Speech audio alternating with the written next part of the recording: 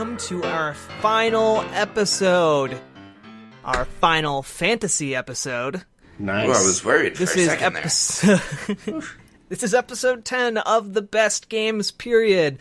And today we are going to be talking about probably what is mostly considered the black sheep of the Final Fantasy family, and that is Final Fantasy XII. Or as some people like to call it, XI. No one calls it that. I'm gonna edit that part out, maybe. Okay. So, yeah, this is a game, came out for the PlayStation 2 near the end of its life cycle. It was, at the time, hailed as one of the games trapped longest in development hell. And, it's kind of... It received mixed reception in the West, but in Japan it is hailed as one of the greatest Final Fantasy games of all time, period. And today we're going to be trying to hash out how we feel about it. I know I don't know exactly where I land on this game yet, so I think this discussion is going to be pretty helpful for me. What about you guys?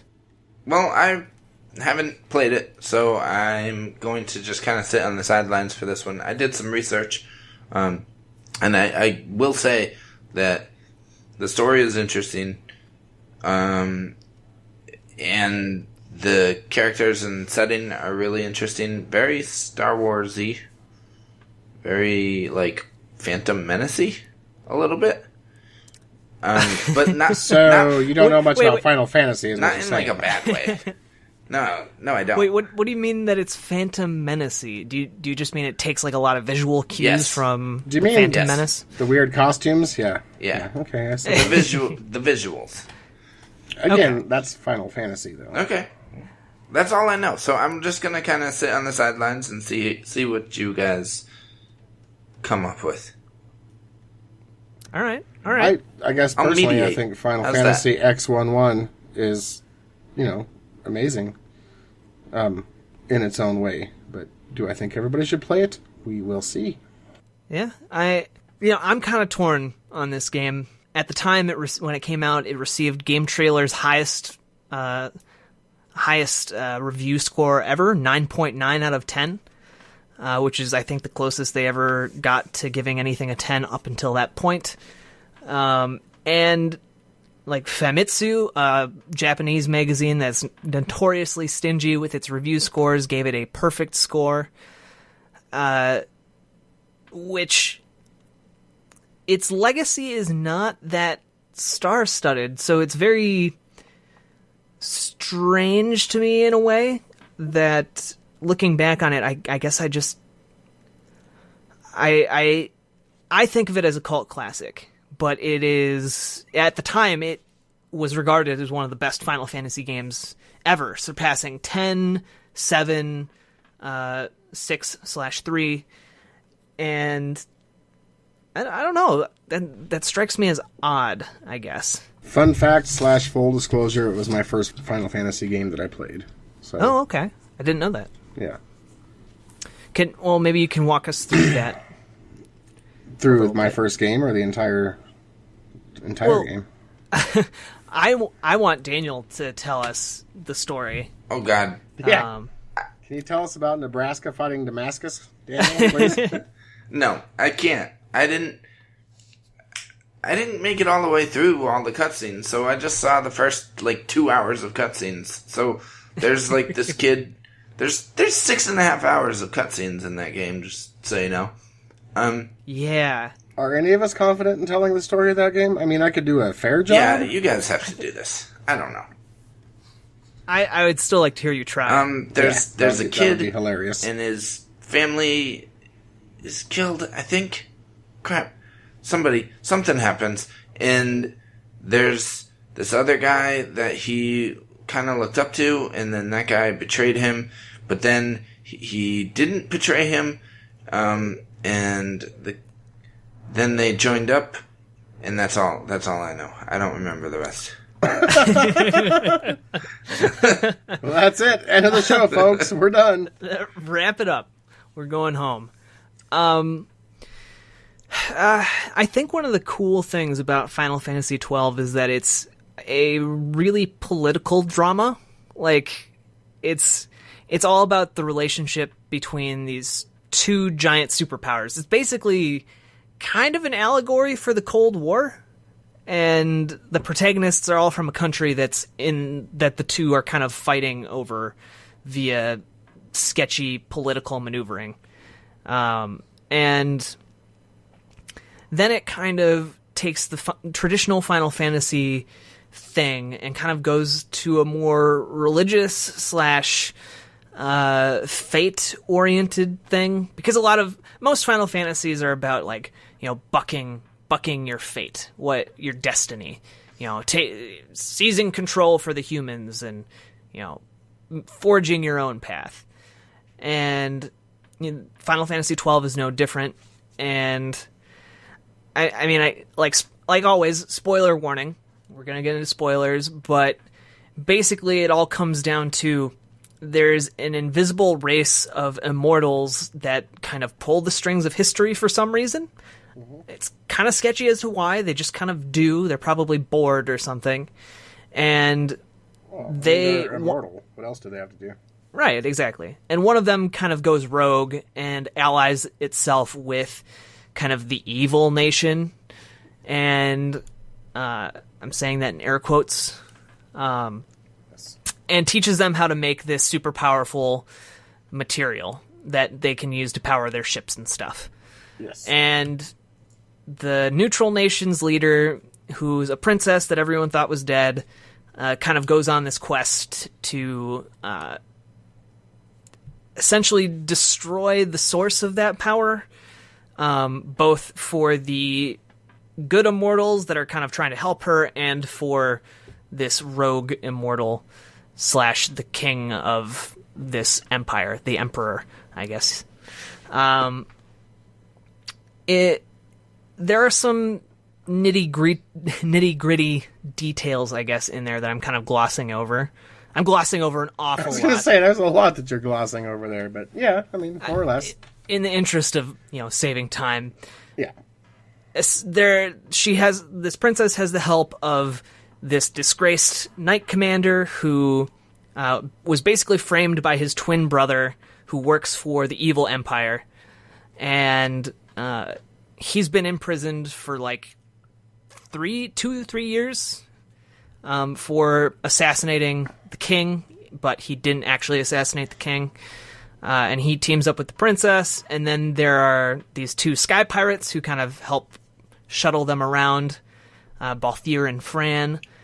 And then there are just 2 kids that are there for some reason. Right. And they are the protagonists, essentially. Well, there's a reason Vaughn is there. I mean, it was his brother that Bosch's twin brother killed right after he made him witness assassinating the king. So, you know, there is some background to that. There is some background to that, and it is a cool and introductory part. But there is really no reason for Vaughn to be the protagonist. And in fact, while I was doing research for this, I discovered that Bosch, the disgraced knight commander, was actually supposed to be the protagonist of Final Fantasy XII. Yeah. But that was changed late in game development to make Vaughn the protagonist. And that was largely driven by kind of executives higher up in the company that wanted the game to appeal more to a younger audience. And they looked at, there was a different role-playing title that had just come out recently that they didn't perform as well, and they attributed that to the main protagonist being older. Yeah. Which, I don't know. I don't have a degree in marketing, so I don't know how much that would actually play into sales, but I have a feeling that if a game doesn't perform well, it's not because of the protagonist's age, necessarily. But, again, not an expert. I think this game performed fairly well as far as sales go. I mean, it was a Final Fantasy game. Yeah, I mean, between their 2 opening weeks, I think, the opening week in Japan sold like 1.7 million copies its first week in Japan, and then 1.5 million its first week in America. Yeah. So, Not too shabby at all. No, not at all. And I mean, this isn't most best-selling games period. This is best games period. So, yeah, right. You know, that only factors into this a little bit. But so I mean, the marketing and their decision to make Vaughn the main protagonist aside, like, how do you feel that worked artistically? I think it was a terrible choice, to be honest. Like, I think almost all of my problems with this game's story stem from Vaughn being the protagonist. And in fact, one of the lead designers of the game actually came out after it was released and stated that he was unsatisfied with how the story ended up in the finished product. And despite how much praise the game received, and like I'm just gonna read off some stuff here. It got an A from 1UP, a 9 out of 10 from Edge, 9 out of 10 from EGM, 10 out of 10 from Eurogamer. Game Informer gave it a 9.25. Like, it was very well received. So, do you think that... Why? I think the story was great. Okay. I'm sorry, I do. So, I think the story is great, too, up until a point. And that point is, like, in the last... I'd say maybe the last fourth of the game. The last quarter of the game kind of falls apart for me. Okay, and I can understand that. I remember very distinctly there's a part where you're going through a forest area and you fight this big forest dragon. And then right after that, I think you meet, like, the bunny lady people. And then you head off to this magic lighthouse. You mean the like whole village of bunny lady people? Yes. Oh, that's pretty early in the game. No, well, there's a forest dragon, and then like after that you head off to the lighthouse. And the lighthouse is late in the game. Yeah. And that's where the game kind of went off the rails for me. I remember that very distinctly because they show up at this lighthouse that's supposed to be like, no one's supposed to know about it, and it's in the middle of nowhere, but somehow there's a trap set for them, and there are bad guys there. And to me, it's just kind of like, it started reeking of convenience, and I was just, it lost me there. And the eternal beings are never really gone into much. And I'm just kind of, they literally seem thrown in there like an afterthought. And it's just kind of, I don't know. I was cool with the game right up until the end, and then just kind of was like, okay, well that was neat, but I don't know. This game is hard for me to articulate my problems with it. But it was nice to know that one of the game's lead designers also agreed with me that the story is kind of lacking. Why do you think it got such great reviews at launch and then has sort of become... it has almost become some like revisionist history about it, and people have now turned on the game? I think one reason it got such great reviews at launch is because it used a different engine and a different style than any other Final Fantasy game. Yeah, that was kind of new. I mean, seemed to take risks. Say Final Fantasy XI, which nobody really played, let's be honest. And it also, if I'm not mistaken, was probably the first Final Fantasy proper game that didn't have random encounters. Like you saw the beasts before you ran into them. Am I wrong on that? No, you're right on that, and I like that. That's one of the reasons I like the game. And I think that's why it got fairly positive reviews in the West. In the East, it's a Final Fantasy game, so, I think it's going to get positive reviews either way. Speaking of Famitsu, they actually rated Final Fantasy X as perfect as well, or 13, which is not a bad game. I like Final Fantasy 13, but that didn't get very many perfect reviews, especially in the West. You don't sound like you would give it a perfect score. I wouldn't. Yeah. Yeah, I have to agree with Jeremy. I think a lot of the reason that this game got such high praise when it came out has to do with its art design and the way they were able to achieve really just incredible detail and on the PlayStation 2. Like, this game looks fantastic. Yeah. I played it. I went back and played it on the PlayStation 2. It still looks good. Like, they really pushed the hardware to the limit. Especially when you summon the espers, like the cutscenes, all the fights, when you summon the espers, those look amazing.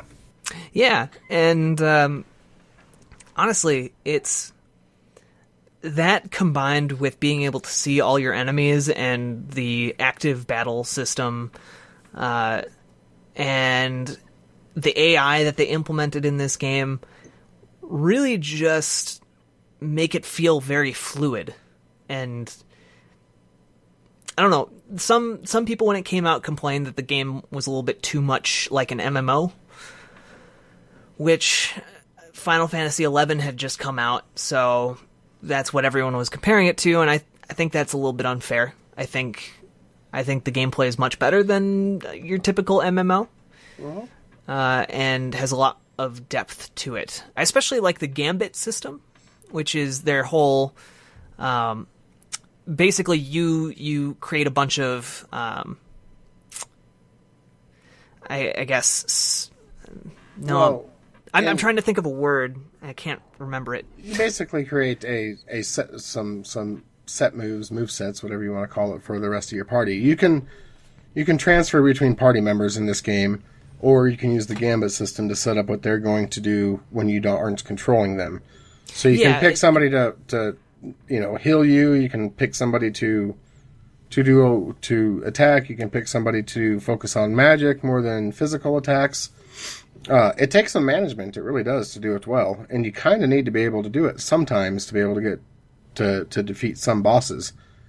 I think the Gambit system was set up pretty well.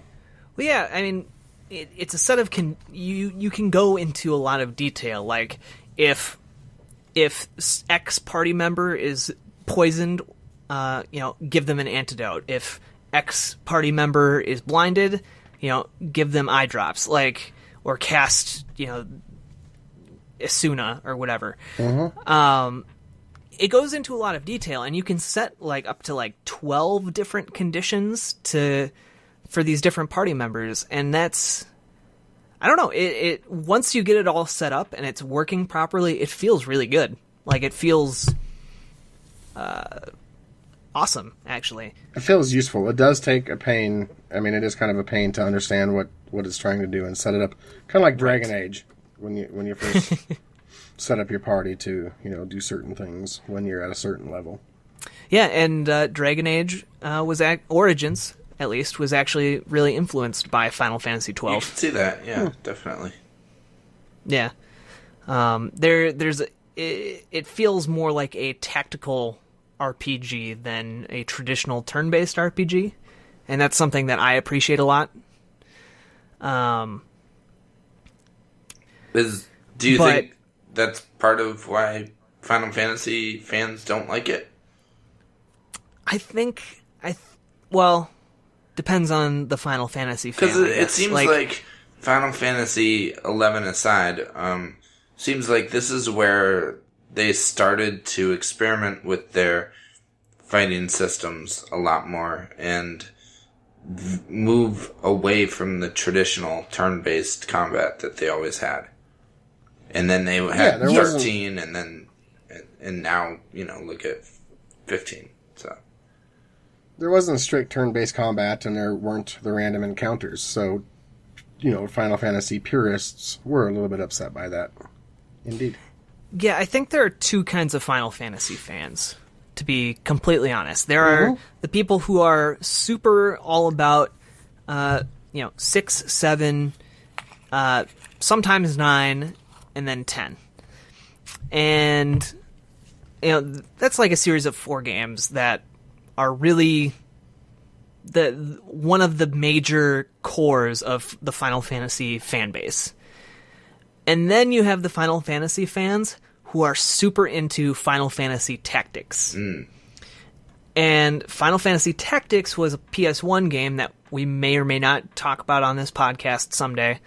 And it had a incredible story and was a very tactical game. And from what I know of Final Fantasy XII, I believe some of the devs were actually originally developers on Final Fantasy Tactics. And there's actually kind of a long-running series of tactics taking place in the world of Ivalice, which is where Final Fantasy XII takes place. It's the first numbered title in the series to take place in that setting. And so I think that it is somewhat divisive between those two fan bases. Maybe not necessarily catering towards that core fan base that likes the 6, 7, 9, 10, but leans a little bit more towards that tactics fan base, which isn't quite as big, but I'm sure appreciated the heck out of this game when it came out. I would agree with that. What other games would you... I also like that you leave 8 out of that first list, because that game's terrible. Well, again, that's a game that some Final Fantasy fans love, and others, most of them, hate. See, that's Final Fantasy. Yeah. A lot of people don't like 9 either, which to me is by far my favorite of what I've played. I would like to kind of just put in real quick that as far as game developers and gender politics and stuff like that, I think Final Fantasy XII does a really great job of setting the stage for strong female characters in games. Yeah. I know this is kind of derailing what we were talking about, but I think it's important. Because one of the primary characters, and really the driving force in this game, is Princess Ash. Oh. What? Penelo, you mean? Well, I mean, Penelo's kind of there. No, I don't. I understand what you're saying. I like Penelo, though, so I had to throw that in there. Well, and that actually kind of makes sense. And she's the proto Lightning. And Lightning has become a huge character in the Final Fantasy universe. But this game was actually the scenario was written by a Japanese developer named Miwa Shoda. And she actually worked on The Legend of Mana and Sword of Mana and helped design those games before, writing Final Fantasy XII. Not Secret of Mana? Not Secret of Mana. Legend of Mana and Sword of Mana. But, those are some RPG chops, and Japanese development isn't necessarily super known for their lady devs. So I thought that was a cool little tidbit. That's cool.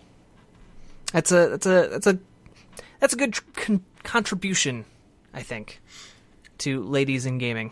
Yeah, I like Princess Ash a lot, and I think what she did, or Queen Ash, depending on what part of the game you're in, I suppose, what she did at the end of the game, to me, was highly unexpected, and I liked it, even though that probably wasn't the best choice for all of Ivalice, whatever we call it now. Ivalice, yes, that's the word.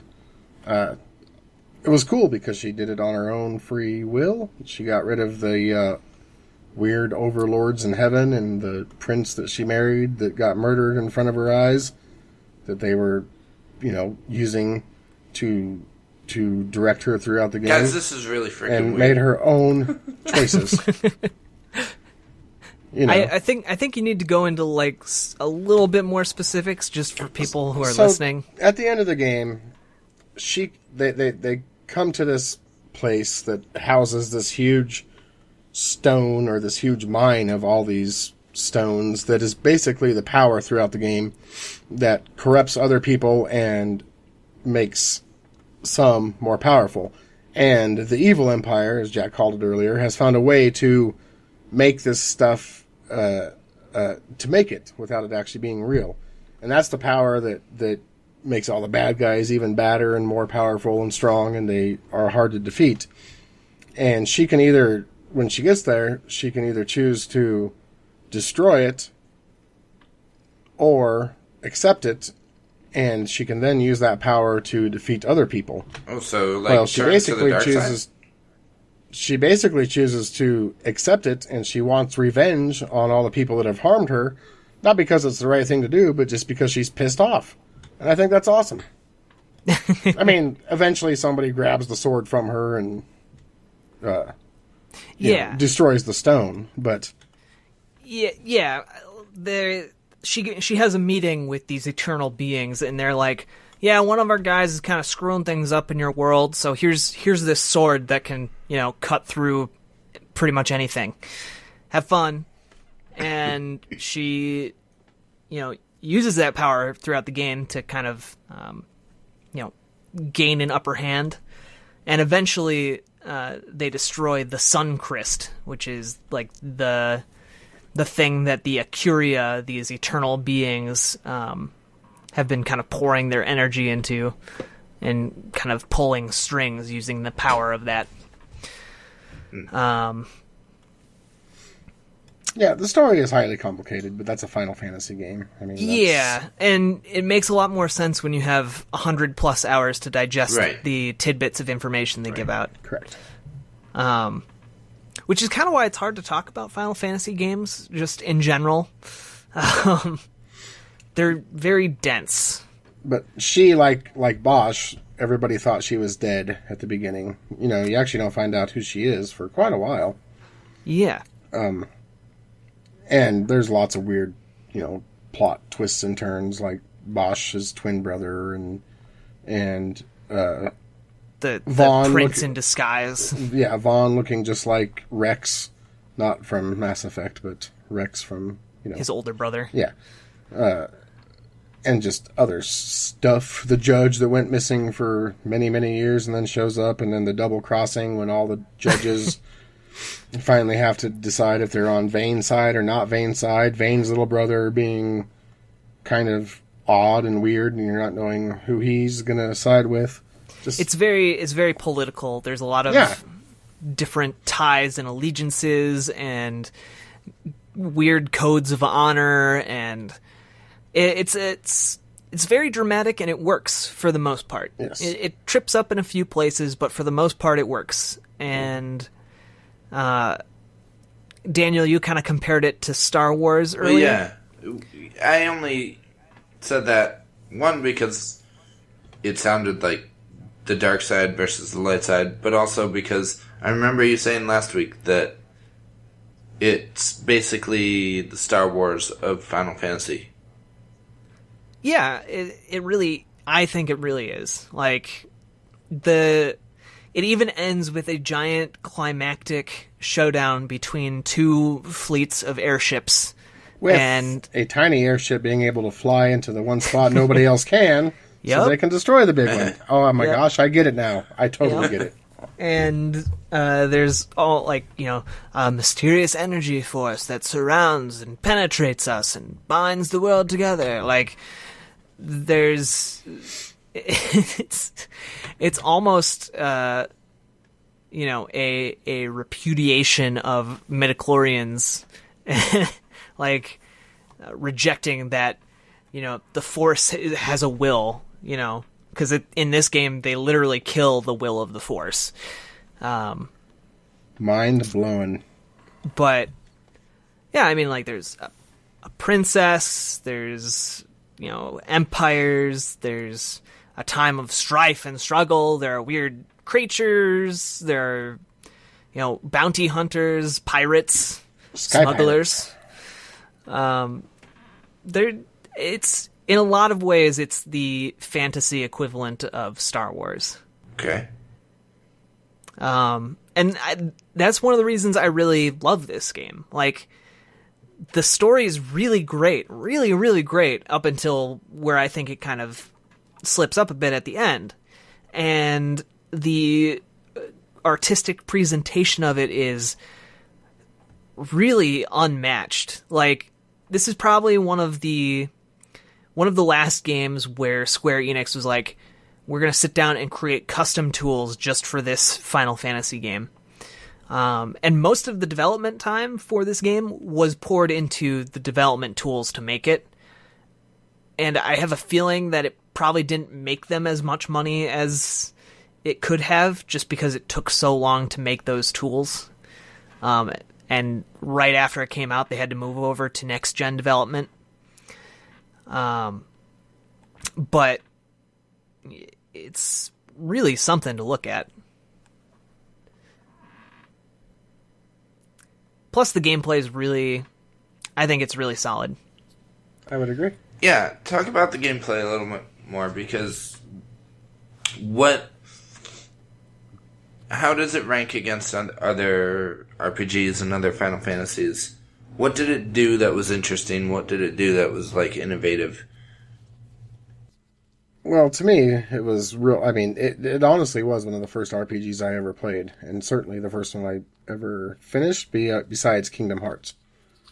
And,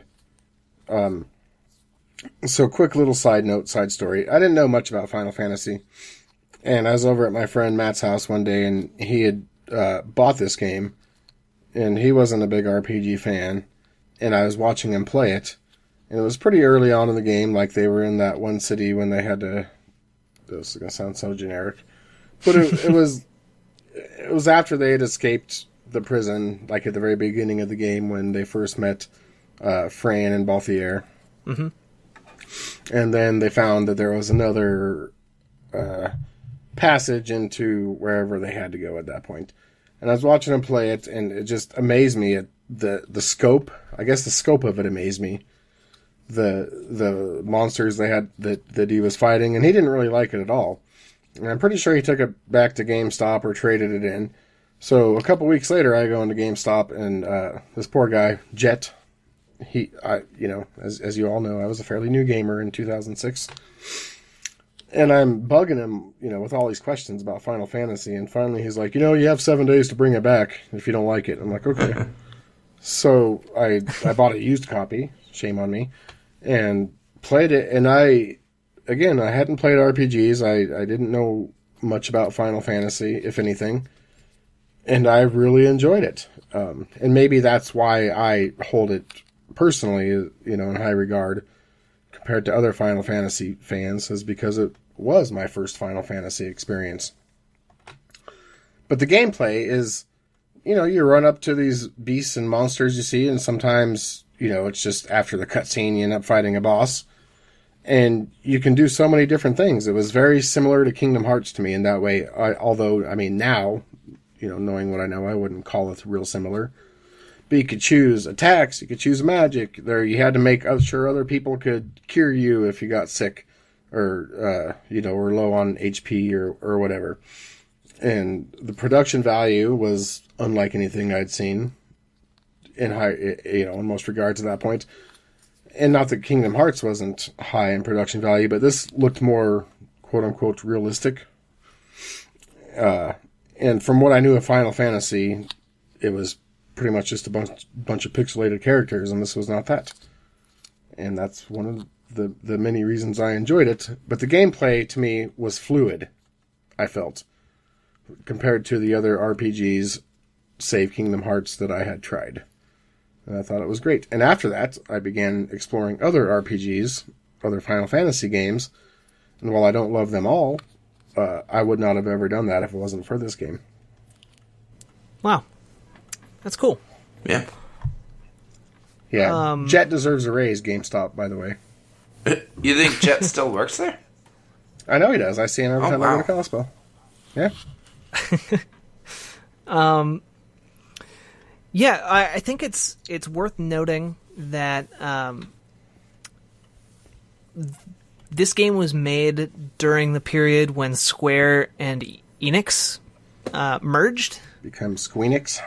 And became Squeenix. So there was a lot of kind of internal turmoil at the companies as they were kind of merging together, and this game was shifting among that. So it's quite possible that they were receiving a lot of different...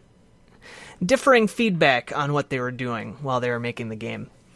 And maybe that's why there are some things that seem kind of strange about it, to Final Fantasy fans in particular. Just throwing that out there. Yeah.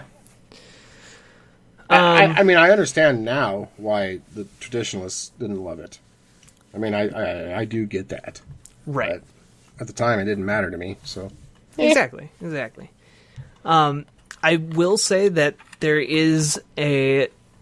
after they made Final Fantasy XII, they also made a demo, like a not exactly a demo build, but a show build, I guess I would say, that they demonstrated behind closed doors, showing Final Fantasy XII. It's the city of Rabanastre, which is kind of the central hub city for the game, rendered in Unreal Engine 3, with crowds using Assassin's Creed AI. Oh wow! And apparently, it was really something else.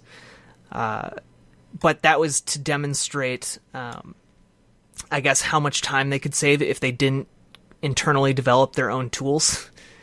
So I think that probably has led to the reason we're seeing Square Enix is still developing its own internal engines and stuff like that, but they're also getting a lot more mileage out of them these days, which I think is why we've seen, 3 Final Fantasy 13s. Yeah. I don't know that that's a good thing. And no Final Fantasy 15. Yeah.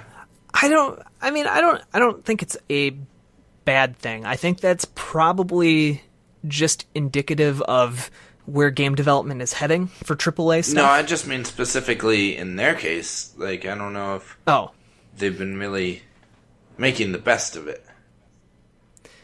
Why do you say that? I don't know. Yeah. Final Fantasy 13, has that series really gone over well? It has to their home crowd. I mean, yeah. in the East, it's huge.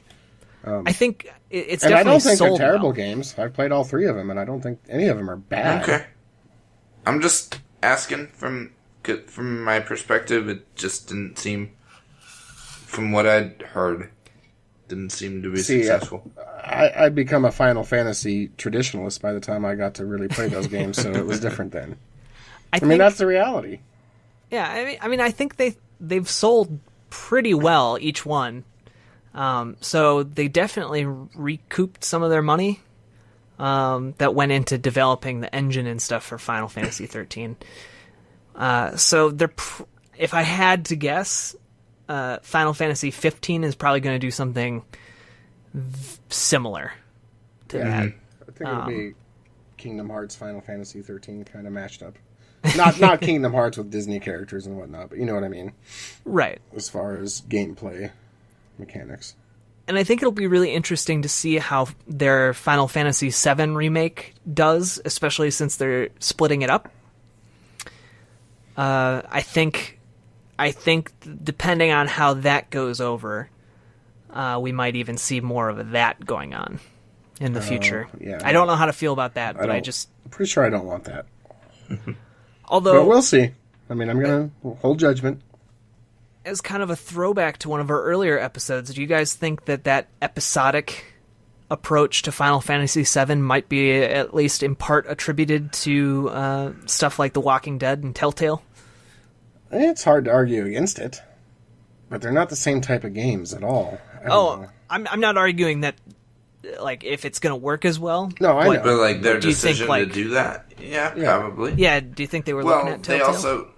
Yeah, maybe, but also, I think Life is Strange was very successful for Square Enix. True. And I think... Though that one definitely did take cues from... Oh, yeah. Well, that Telltale. did, yes. No, yeah, no doubt But about I think the success of that game... proved that they could do it, too? Yeah. Kind of I guess when it comes to Final Fantasy VII, I just don't want that same experience. Part of that great experience, I mean, it's no 9, don't get me wrong, was going through the entirety of it, and I don't know how they can do it episodically, similar to Life is Strange, without screwing that up. I do think it'll be interesting to see, because they're going to be changing stuff.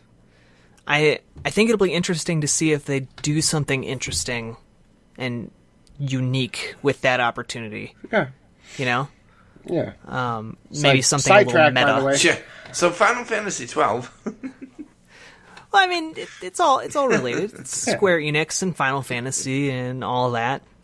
But yeah, I mean, I just don't know how they could fit all the content to Final Fantasy VII into episodic games if it's done Life is Strange style. You know, there'd have to be like 90 of them. Well, I mean, didn't they announce the same number of episodes as they have discs? Yeah. So they'd probably chop it up that way then, right? I mean, what does that mean? We don't know. We won't know till it comes out. Which there were 3 discs, yes? I think so. Yeah. Can't remember off the top of my head. So, yeah. As far as Final Fantasy 12, do you think Final Fantasy 12 is a good Final Fantasy game or a good game in general? What do you mean by good Final Fantasy game, Like, I guess? Like good for a Final Fantasy? No, like, does it hold up against other RPGs, or is it just that you guys like it because it's Final Fantasy? It definitely holds up against other RPGs. I will say that. Yeah. It holds its own. It definitely holds its own. See, and I will say that it is definitely a fantastic game. I guess where I come down on it, I'm not entirely sure if it is one of the best games, period. Like, I think maybe for this game, it's a great game, but not every great game is one of the best games, period. You know? Well, that's true. I mean, yeah. So, I mean... in general, I'm speaking. Right. I don't know where you fall down on this one yet, Jeremy. Is it time for that? No, it's not necessarily, but... Not quite, but I think it's... I don't know. I don't know if I could recommend people going back and playing it. I think that when the inevitable HD re-release comes around, that should be something that RPG fans pick up, just because it's very much worth checking out. But right now you can only play it on PlayStation 2. And that's just too much work. I can't in good faith recommend that. Oh yeah, the memory card. So, boy. I mean, do you think Square Enix really wants to even have people replay this game? Like, you look at Kingdom Hearts has had like 1 billion different versions and 1 billion like HD upgrades. Final Fantasy VII's been re-released on PC, and it's on PS3, it's on everything you can find it on. It's on PS4. Plus there was a spin-off to Final Fantasy VII. They have so many other games on phones. They have re-released HD version of Final Fantasy X. They've got 3 Final Fantasy 13s, but somewhere in there is Final Fantasy 12, and they don't seem to care about it.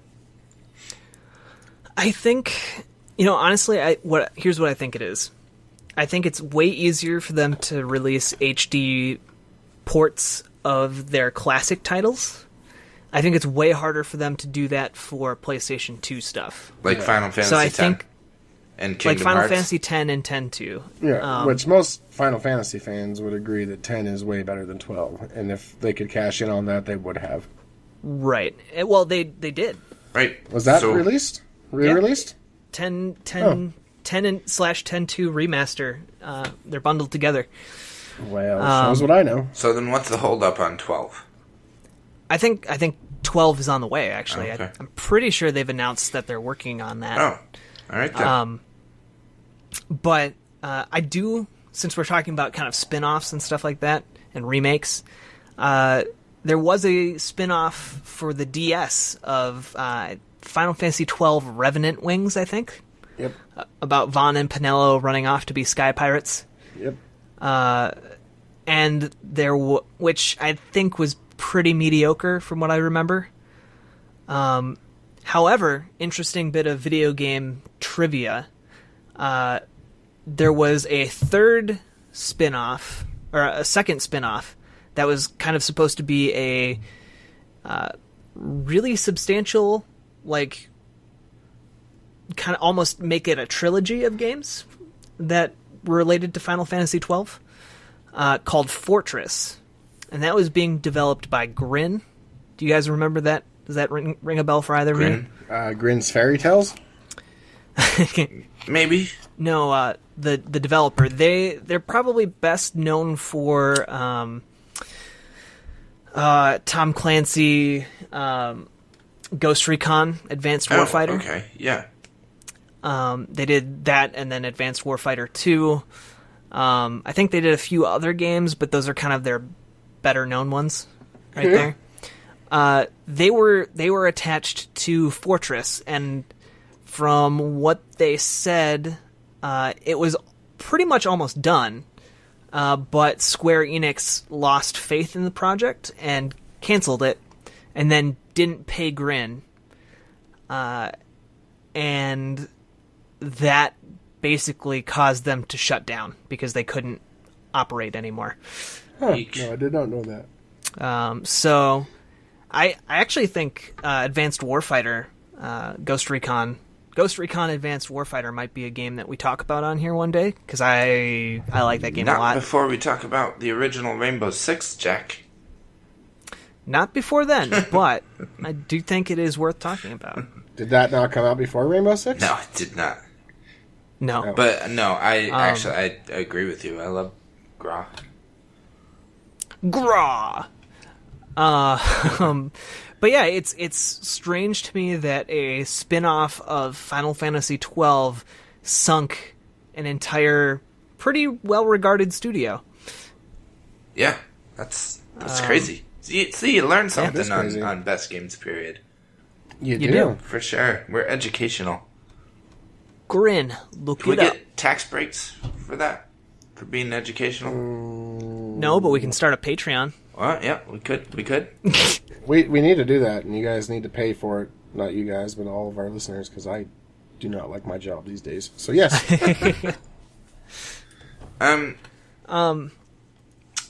So yeah, where do you guys fall on this game? I wanna hear it. We don't have to end, but I want to hear where you fall on it, and tell me kind of why and justification. Oh, who wants to go first? Sorry. Yep. Grin is also known for doing the Bionic Commando, the new version of Bionic Commando. Wait, the 3D one? Oh. Yeah. So that combined with not being paid by publishers after that destroyed their company. So Square Enix recruited these guys to do that spin-off, and they didn't pay them anything up front. Nope. And when they canceled the game, they were just like, you have to grin and bear it? That's kind of messed up. Yeah, well, I guess they were also working on, like... Was that a pun? Yes. Nobody laughed. But they were working on 4 other games at the time, too, and those all got canceled, and there were other problems with getting paid. So it wasn't just Square Enix, but it was a combination of getting screwed over and making Bionic Commando. Yeah, there's a lot of things that go into play when there's all those variables, I suppose. Yeah. It could have been like maybe their leadership was just really incompetent. Could be. Their studio went on to go form. Developers cancel on you. That's got to say something. Well, again, how much of that was just because they made Bionic Commando, you know? True. Yeah, I don't know. The world will never know. Let's ask the wise owl. His answer is 3. 1, 2, 3. Anyway. Anyway. So Sorry, are we getting into the point where we discuss whether this is the best game period or not? I think so. All right. So you have to ask that question. Who wants to go first? I think you should go first. I'm curious to see what you have to say. To hear what this you have is to say. Not one of the best games period. No. Interesting. Okay. I definitely thought you were going to say yes, actually.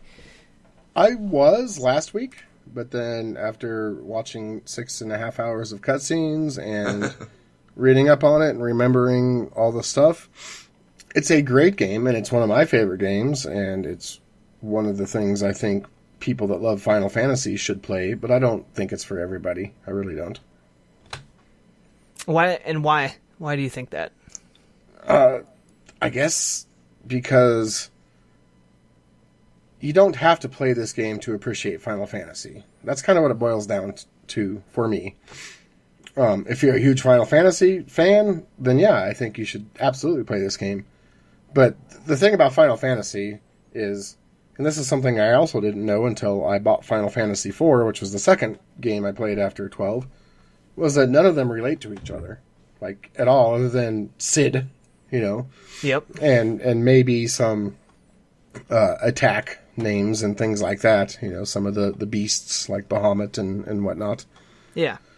It's not necessary to play this game to enjoy Final Fantasy or RPGs for that matter. It's not. Well, just because it's not necessary doesn't mean that it's not worthy of playing. I didn't say it wasn't worthy of playing. I think if you like Final Fantasy and you like RPGs, you should play this game. I don't think as a gamer or somebody that plays games and loves games, kind of going back to last week when it comes to, you know, Braid, right? Mm-hmm. Like, I didn't particularly enjoy everything about that game, but I think it's got a lot of value to all people that play games. Whereas this one, I do not. So for me, it's not one that I can say everybody should go out and buy a PlayStation 2, a bunch of memory cards. It's not really that accessible at the moment. And it's not something you have to play to enjoy Final Fantasy or to even understand Final Fantasy. Sure. It's just another game in the, you know, in the huge library that is Final Fantasy at this point. Personally, yes, I really, really, really hold it close to my heart. But this isn't about me. It's about the best games, period. Exactly. And I think that's where I come down on this too. Like, it's really great, and in terms of the Final Fantasy as a franchise, I think it is kind of an important missing link between the Final Fantasy we have today and the Final Fantasy of, you know that came out during the age of 7 and 10. But yes, it influenced Dragon Age Origins, and it has so many great qualities, but I think it comes down to the difference between a great game and a transcendent game. I think Final Fantasy XII ages, and I think, like Jeremy said, it isn't necessarily necessary to get at what Final Fantasy is all about. I mean, you could play any number of RPGs at that era in the PS2 and get the same type of experience. You really could. I think it is probably one of the best examples of RPGs in that period. I don't disagree. But I also think that, you know, if we were going to pick one from that era, it would probably be Final Fantasy X. Or Rogue Galaxy. Well, I wouldn't say Rogue Galaxy. You don't like Chester? I like Rogue Galaxy, but I think that definitely.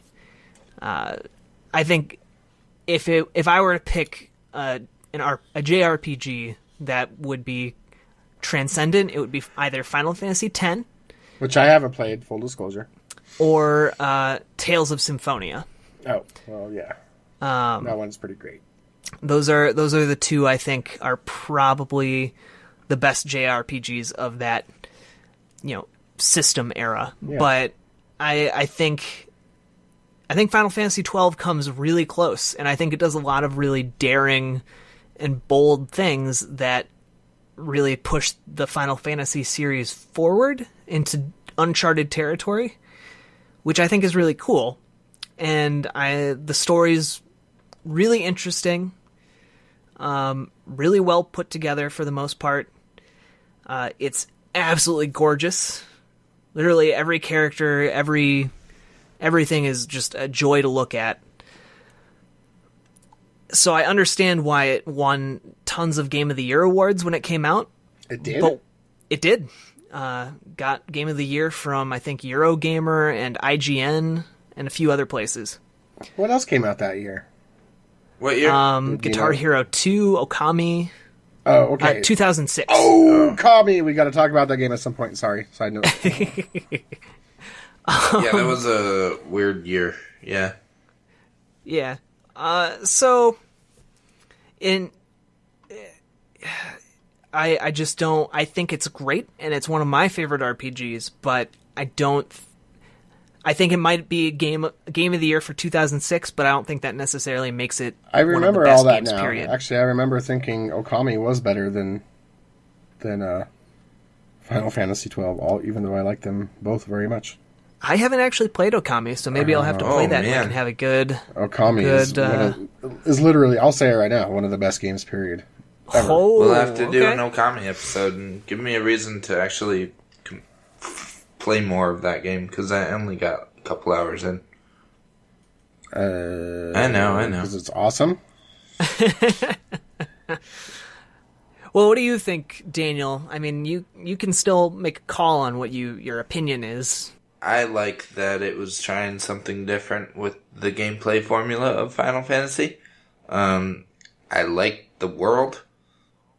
I feel like the story sounds like it kind of goes crazy and gets away from itself a little bit. That is Final Fantasy. Yeah, I mean, that is Final Fantasy, but, if you're gonna, innovate and try new things with the combat, maybe you can try new things with the story and actually try to make, a coherent one. I don't know. Just thought. I don't know, man. Nah. Just everything that ever resembles anime, I hate. So I don't know, man. Metal Gear, Final Fantasy, I'm sorry. I don't get it. Wait, you think this resembles anime? Have you seen anime? Yeah. I think he means, the story. Yeah, the story stuff. Oh, okay. I don't know. I can't. It just seems like it gets away from itself. So that's just me. Well, Daniel, are you a fan of using hyperbole? Specifically, me? Just in general, do you think when that happens it's funny, or when stuff is overblown? No. Because I think a lot of Japanese storytelling and anime is heavily emphasizes just going way over the top. Yeah, it's insane. I think that's no. If you can't really embrace that over the topness, then that's definitely a huge barrier in terms of just because in anime or in a lot of Japanese stories that make it into video games, you're not just going to fight that one guy. For every Darth Vader, there's going to be the Dark God behind Darth Vader that you actually have to defeat, see, I don't. That's not good storytelling to me. I just don't get it. Well, I think it's different storytelling. It's different from Western styles of storytelling. Yeah. Okay. I'm not a huge fan of traditional Japanese music, but there's a reason it's traditional Japanese music. It's just different. Their tastes are different than what we have in the West. It's cultural difference. Yeah, right. For sure. And some of those differences people are able to embrace, and some they aren't. And I think maybe this might be just something you find that their style of storytelling might be something you find hard to swallow. Yeah, probably. Like a sword. Yeah, I mean, I don't know. There's just a line that I can go to in like Metal Gear Solid 2.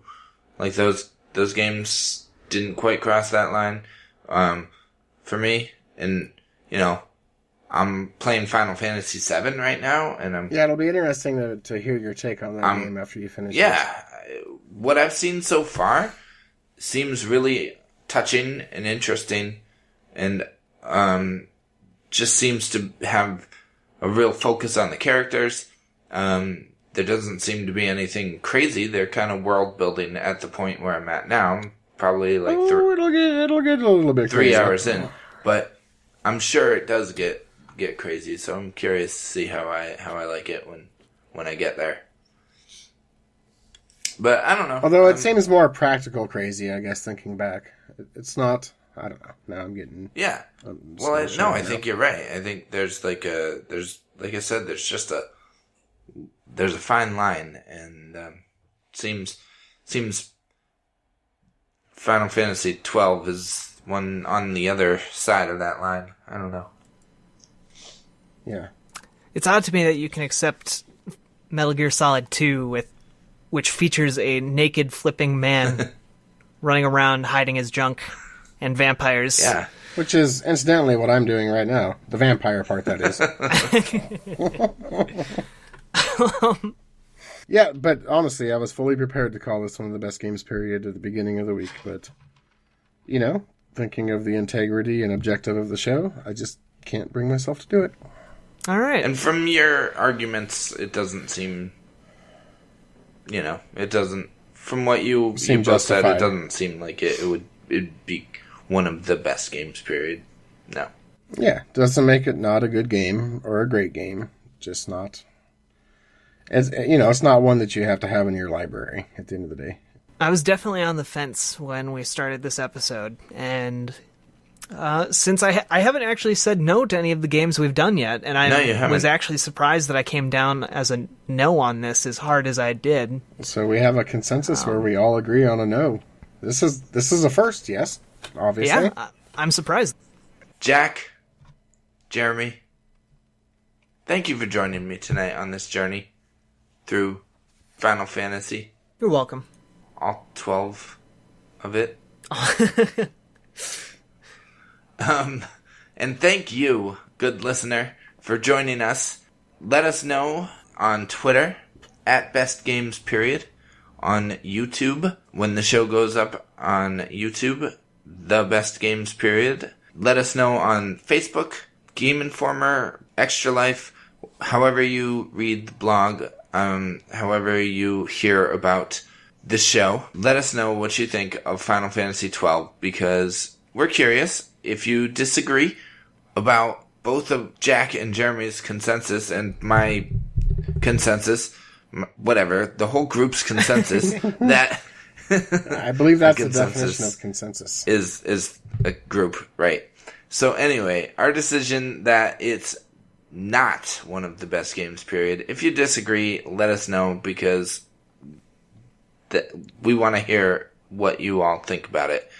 And stay tuned next week, because we will be discussing GoldenEye 64, GoldenEye 007 for Nintendo 64, the classic, rare first-person shooter. Again, as usual, you can listen to the show on Libsyn, SoundCloud, iTunes, and as I mentioned, YouTube. Thank you for listening, and we'll see you next week. And I think it goes without saying that pretty much all the games that we cover on here are great games, right? So far. Well, I mean, April's coming. We got to do some sort of spoof. Well, that's kind of the point. Well, I mean, they're all great, but not all of them are necessarily the best games, period. Yeah, the best. Where we separate the girls from the ladies. Who does that?